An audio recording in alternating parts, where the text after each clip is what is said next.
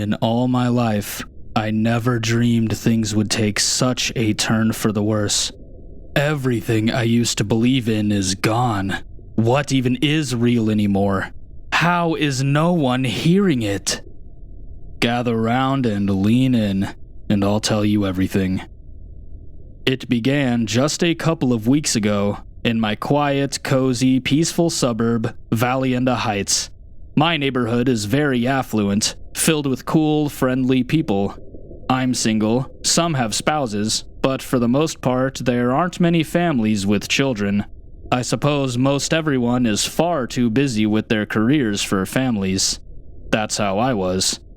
Anyway, my house, no different than the rest really, except that I have a butler named Bradley. I'm able to afford this because I'm a surgeon that retired a few months ago. I'm sitting at my dinner table, watching some news and sipping coffee, as is my routine. However, earlier that morning, at 2 a.m., I was awoken by a freakish sound outside. A male's visceral scream followed by what was unmistakably a loud single gunshot. It sounds like it's close enough to be within a mile or two. I've lived in places like that before, where that's common. In this neighborhood, or anywhere within 10 miles of it for that matter, this is the kind of community where there's a code you need to enter the gate, and the cops are just never needed. Never has this happened before. Bradley, my butler, is preparing breakfast. Hey Bradley, did you hear anything strange last night? Like a loud pop or what sounded like a scream? I ask him. No, sir, he replies with a curious look on his face. I can't say I did. Huh. Well, alright. I ask him for my schedule, which he brings over. Later that night, I'm heading over to my neighbor and best friend Matt's house for a neighborhood barbecue he's hosting. Matt and I get along because we're two of the few single folks in the community. I decide that I'll bring it up there. Surely somebody there will have an explanation, or at the very least will have heard it.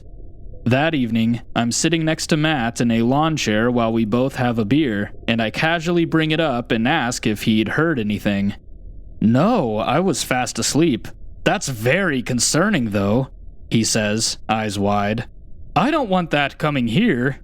Yeah, I respond. Neither do I. Throughout the barbecue, I make my way around, bringing it up to the other neighbors, and they all respond the same way. What? Here? No, I didn't hear anything. That's terrible. Because apparently nobody else had heard it, I figure I must have just dreamed it. I was sleeping rather heavily, after all. I forget about it until the middle of the night, when I'm jolted awake once more to catch the tail end of the exact same sounding scream followed by the same loud shot. I glance over at my alarm clock, which reads 2 a.m. I groggily just tell myself that I dreamed it again and drift off back to a deep sleep.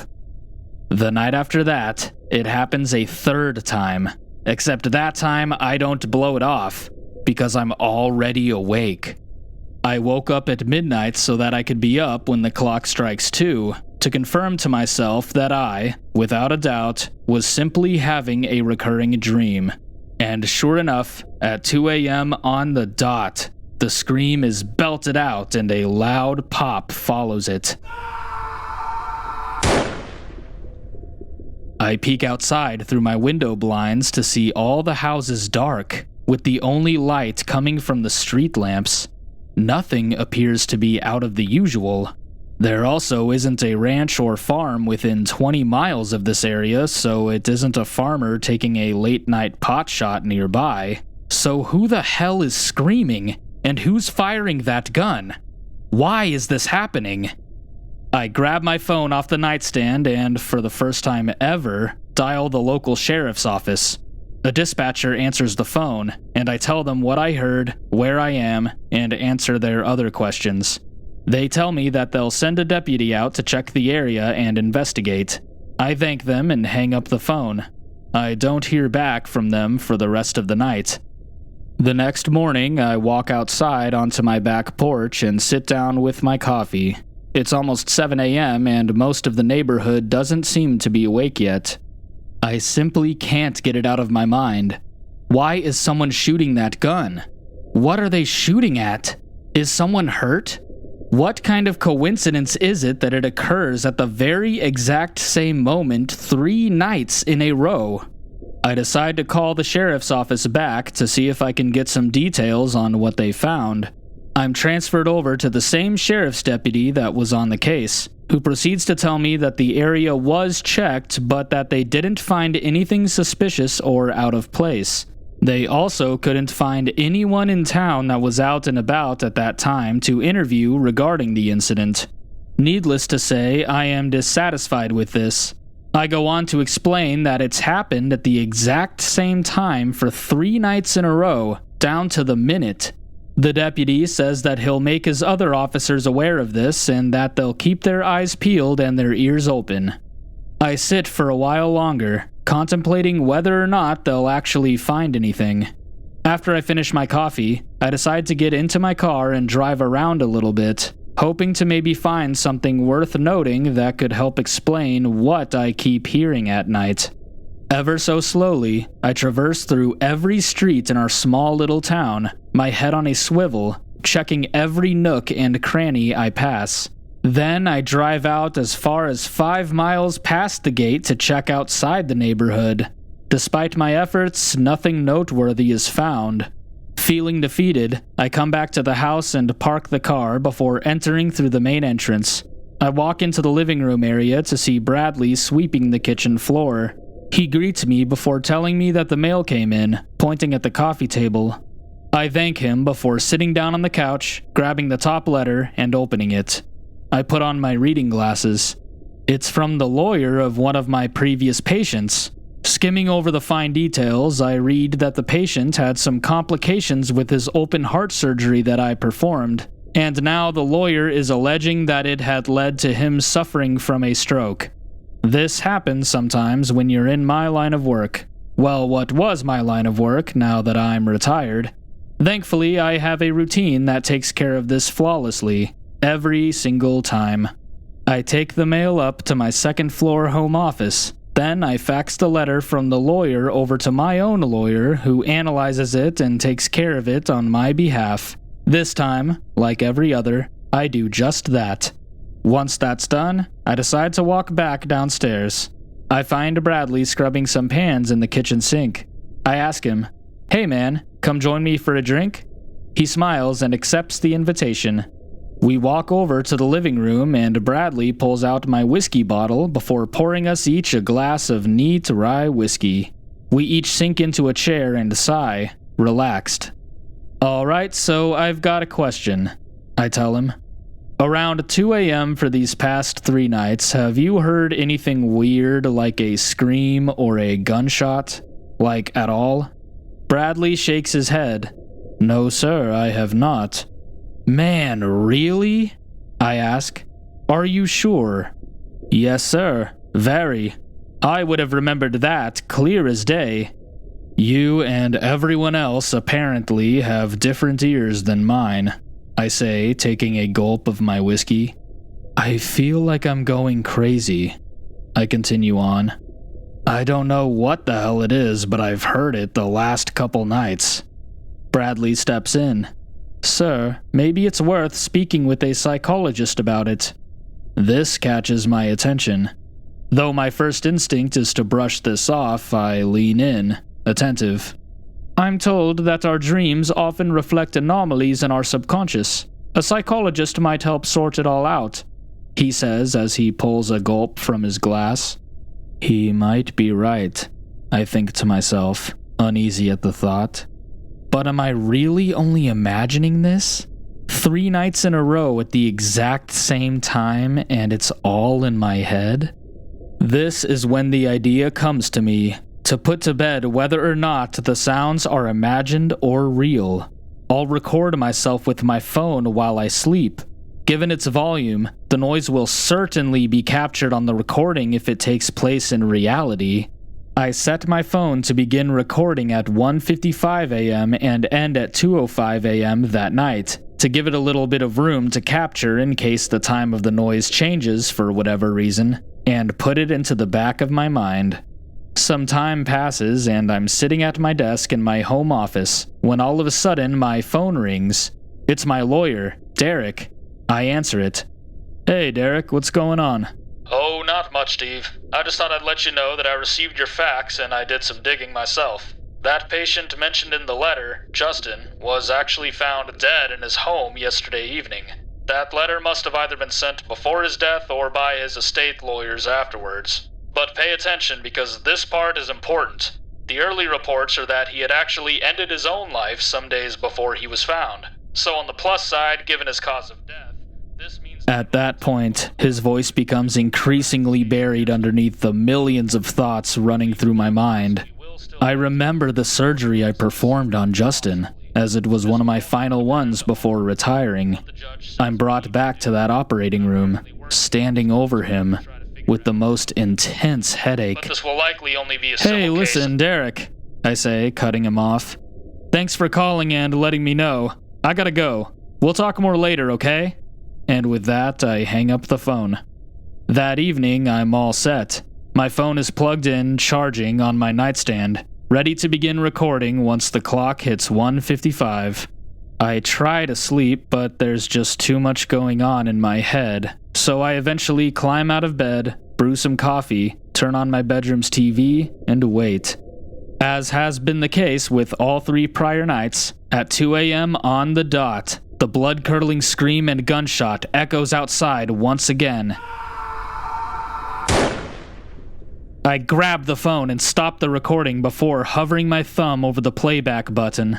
My forehead drips sweat and my breathing gets heavier as I anticipate the big moment, where it's determined whether or not I'm crazy. I hit the playback button and listen intently. Nothing. I play it back again. Still nothing. Furiously, I connect my phone to a Bluetooth speaker and crank the volume up to deafening levels, and still, nothing is heard but the cool, quiet air conditioning vent. I can't believe it. Not only is it not real, but it's also not in some unconscious dream world either. It's simply a hallucination of some kind. I am actually going crazy.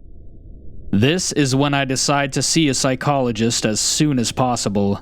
Unfortunately, my options are severely limited for the time being, as there is only one with an opening to see a new patient sooner than 2 months into the future.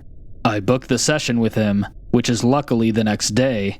I get to his office and explain everything.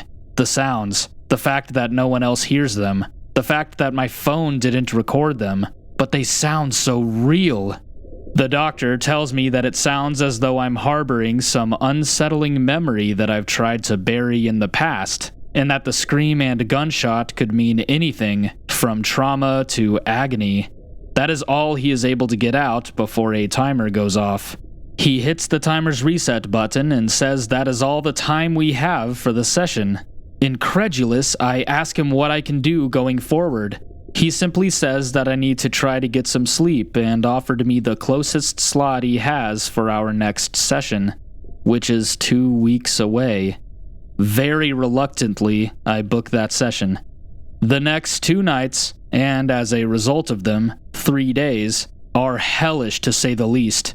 I keep hearing the noise, and rather than remind myself that it's all in my head and that I'm only imagining it, I get stuck in the loop of wondering why. Also, it seems like somehow the scream is getting more detailed, as if it's violently howling someone's name. Could it be mine?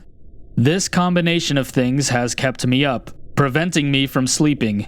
On the second day, I leave a series of voicemails on the doctor's phone, begging him to let me get a session sooner before our scheduled time weeks away, but I receive no response. On the third day, I can't take it anymore. I'm exhausted, spiraling, and desperate. My only immediate help available seems to be the local Catholic church. I've never been a very religious man, but what other option is there?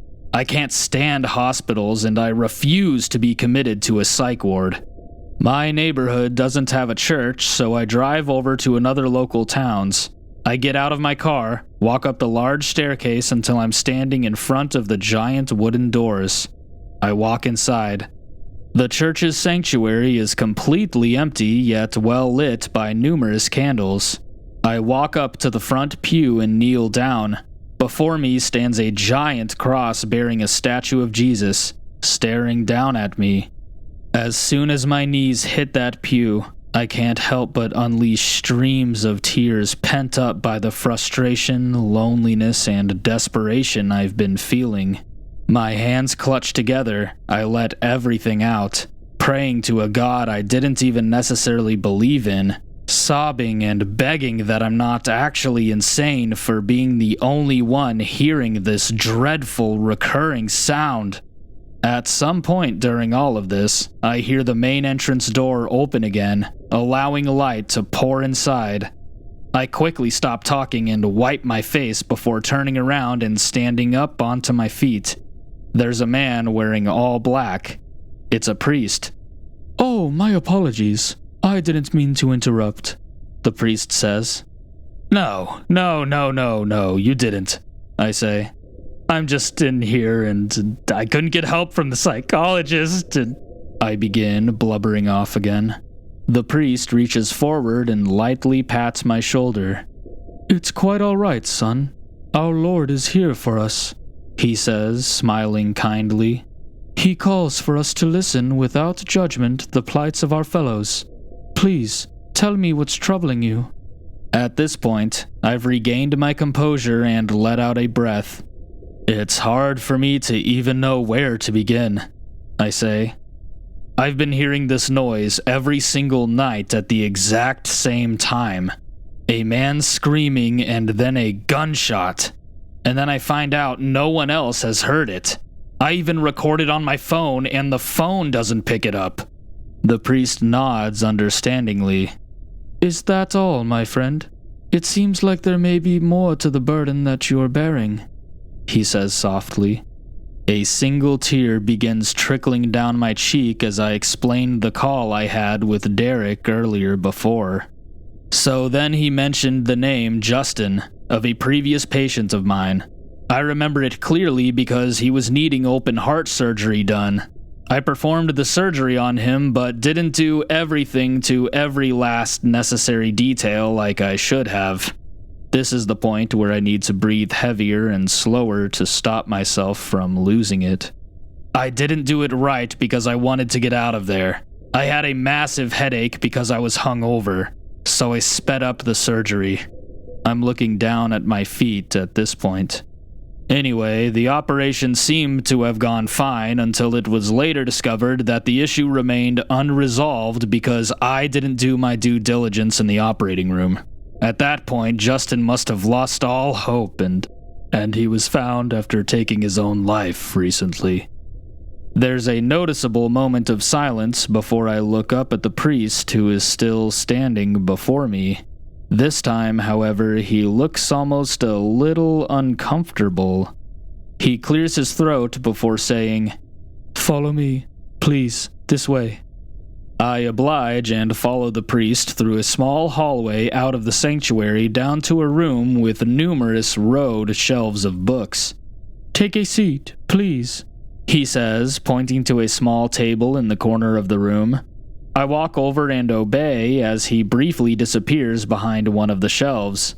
Not even a minute later, he returns to the table with a handful of laminated pages.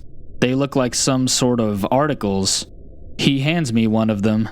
My eyes quickly read through it. The text details a situation in the year 1334 AD in which a Roman caretaker allowed an elder to die by their own hand. The caretaker then takes his own life after writing, "I continue to hear him slice at himself, long after he has perished." I look up at the priest, confused. He takes the article, lays it onto the table, and hands me another one. This one is set in Russia, 1954. It reads the story of a Russian prison guard that starves a prisoner as punishment. The prisoner, unable to bear hunger's torment, ends up taking his own life. Not long afterwards, the prison guard follows suit after being recorded on tape at a medical ward stating, "Every night, I continue hearing his wails of hunger before the snap of his neck under his frail weight." I lay the article down next to the other one. I can clearly see the pattern forming. I nod at the priest, who begins explaining. "These instances have all been linked to someone taking their own life, which is among the gravest sins to our Lord. Christ says that those who cause these little ones to stumble would be better off to have a millstone hung around their neck and to be drowned in the depths of the sea. It sounds as though Justin is trapped inside an eternal loop of his perishing as punishment for committing the ultimate sin." He pauses before continuing, slowly. "And you, Steve, seem to be facing a punishment as well, bearing witness to it, as you are one of its very architects, just like the caretaker and the guard." God punishing me for the part I played in driving Justin towards ending it all. Could it really be? I let it soak in. It's the only explanation that makes sense at this point. Every time I hear that scream and gunshot, I'm listening to his final act. I can't cry. I can't move. I can barely breathe. Finally, I'm able to speak. "What can I do to end this agony? To make it right? To make this stop?" I ask him, desperately. He softly states, "To that, only God has the answer. You must go before and ask him, as he is the ultimate authority." Since then, I've been doing what the priest has instructed. I continued to pray. I continued to reach out. Still, there's nothing. No word back. And still, every single night, I hear that damned scream and gunshot. Things don't look the same anymore. Bradley doesn't think I'm of sound mind, as he tried to have me committed multiple times these last few weeks. But I won't be. I know what's going on. They think I'm crazy. That psychologist won't answer my damn voicemails still or pick up the phone. The wind is howling and I can't see past it. The oven mitts are strewn in the grass outside. Where's Bradley at? The curtains are telling me that the end is coming, so I'll be wrapping up shortly. Why can't I get out of the bathroom barricades? I guess time will find out. It's hot as hell in here and it's the middle of winter. I'm floating. I'm floating.